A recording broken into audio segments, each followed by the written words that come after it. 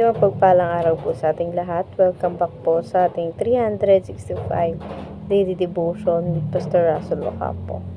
So, ang topic po natin for today, ano ang goal mo sa buhay? At mayroon tayong concept na spirit. The spirit is the immaterial part of man, often used interchangeably with soul, yet in Scripture sometimes distinguished as the deepest set of our life. Understanding and fellowship with God, it is the spirit that man communicates with God. Job chapter 32 verse 8 and Proverbs verses 20 to 27. Unlike the body, spirit does not perish but return to God who gave it. Ecclesiastes chapter 12 verse 7.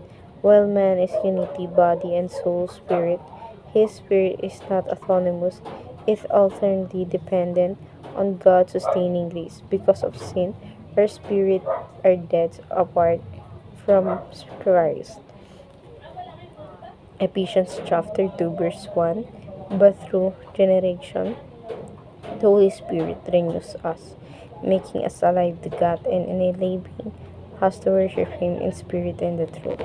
At makita natin yun sa John chapter 4 verse 24. At yun naman makita natin ito sa Zechariah chapter 12 verse 1. Ang sabi po dito, a prophecy, the word of the Lord concerning Israel, the Lord who strengthened us out the heaven, who lays the foundation of the earth, and who forms the human spirit within a person declares. Sa Tagalog po, ang salita ng Panginoon laban sa Israel. Ganito ang sabi ng Panginoon na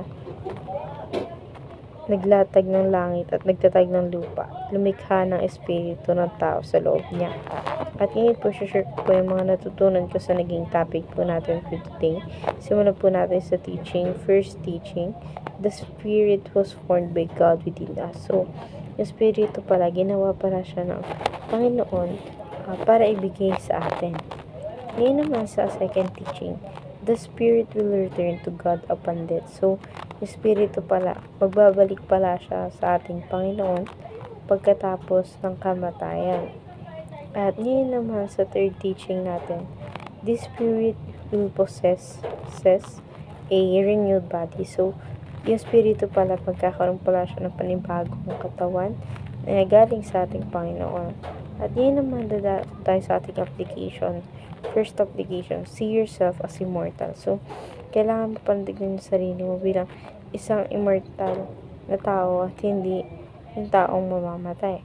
Ngayon naman sa second application natin, plan for both the short term and long term. So, kailangan mo rin pala magplano sa buhay mo ng pangmatagal. And syempre, kalakip nun, dapat nagsistay ka rin sa mga plano mo na may short term. At yun naman sa ating third application, make a difference today and for eternity. So, gawin mong bago yung mga buhay mo ngayon. Hindi lang para sa sarili mo, kundi para na rin sa kapakanan ng buong mundo. At dadako na tayo ngayon sa ating last part, which is yung discussion. What is your ultimate goal here on earth? It is truly worth pursuing.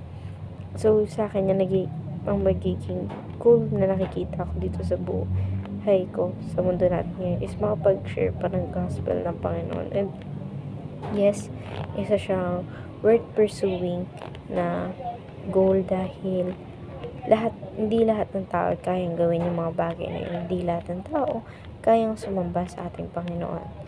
And sa ating alternative question, what have you learned from this devotion? So, natutunan ko po sa devotion natin ngayon na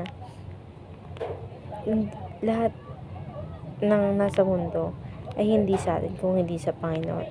Lalo-lalo na espiritu na siyang nasa loob ng katawan natin. And how can you practically apply devotion? So, may apply ka pong devotion natin sa araw na ito sa pamamagitan na magkaroon ng plano sa buhay na pangmatagalan at syempre, yung may pangmaiksing panahon lang. So, ayun lamang po for our today's discussion. Thank you for watching.